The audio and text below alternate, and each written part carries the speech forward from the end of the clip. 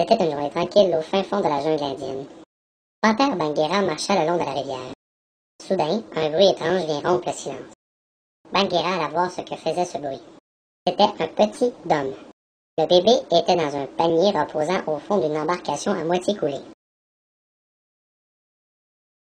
Tourne la page.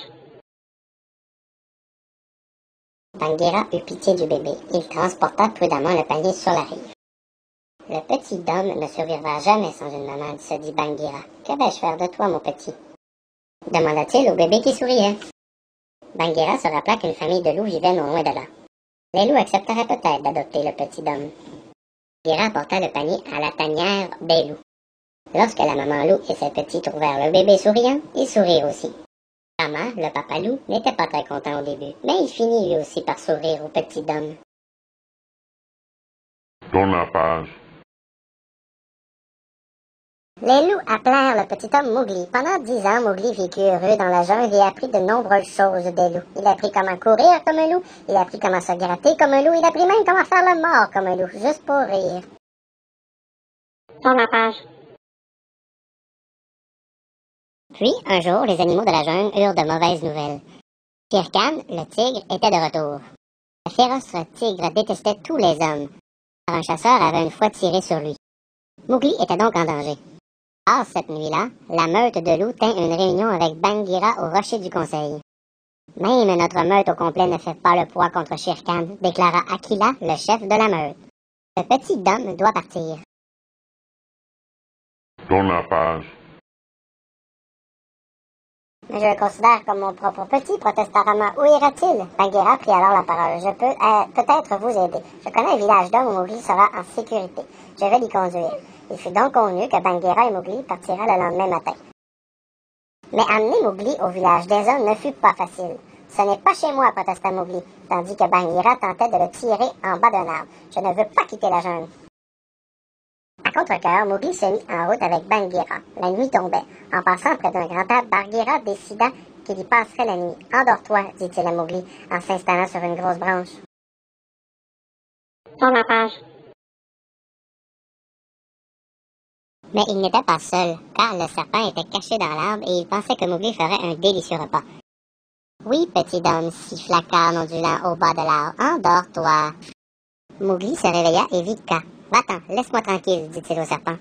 Mais Kaa le regarda avec un sourire méchant et dit « N'aie pas peur, petit homme. Fais-moi confiance. Endors-toi. » Kaa fixa Mowgli dans les yeux. Mowgli fixa Kaa à son tour, mais la tête commença à lui tourner. Kaa l'avait ensorcelé.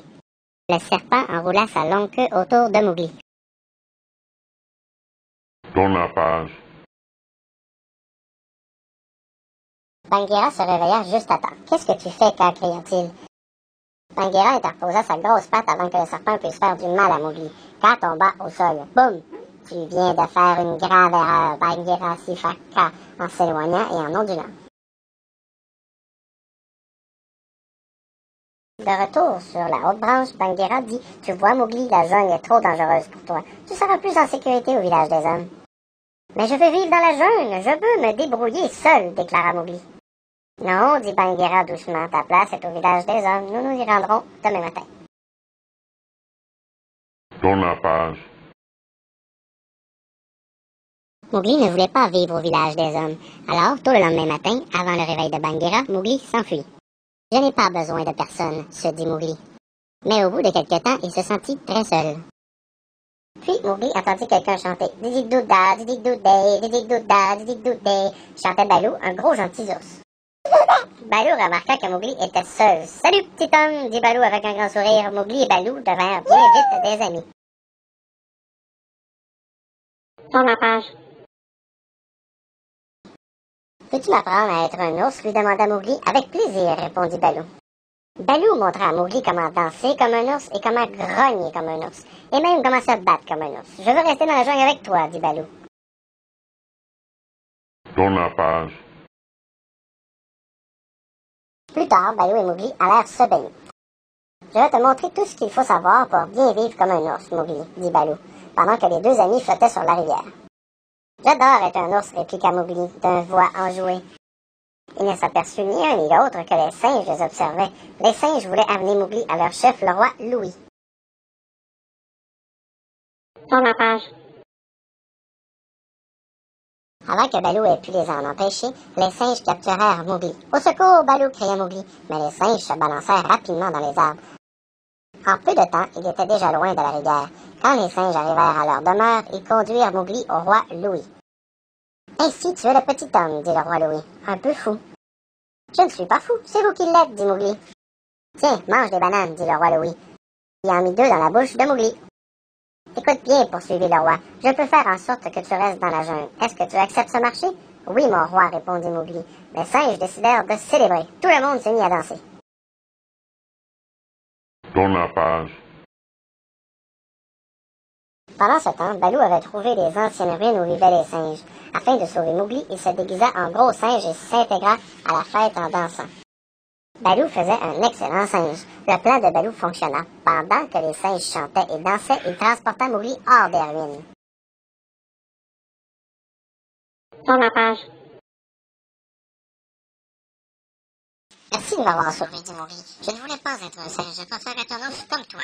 Mais tu n'es pas un ours, Mowgli, répliqua Balou tristement. La jungle est beaucoup trop dangereuse pour toi. Ta place est au village des hommes. Bagheera, cria Mowgli, je ne veux pas aller au village des hommes. Je veux me débrouiller tout seul. Alors Mowgli quitta Balou et s'aperçut.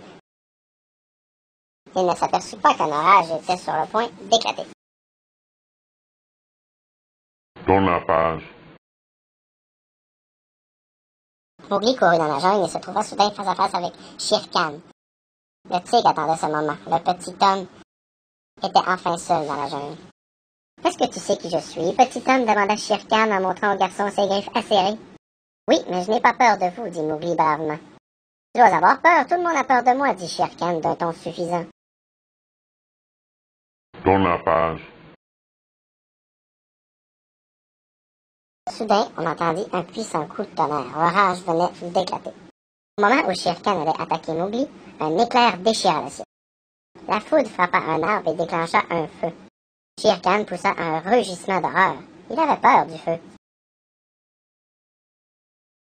Tourne la page.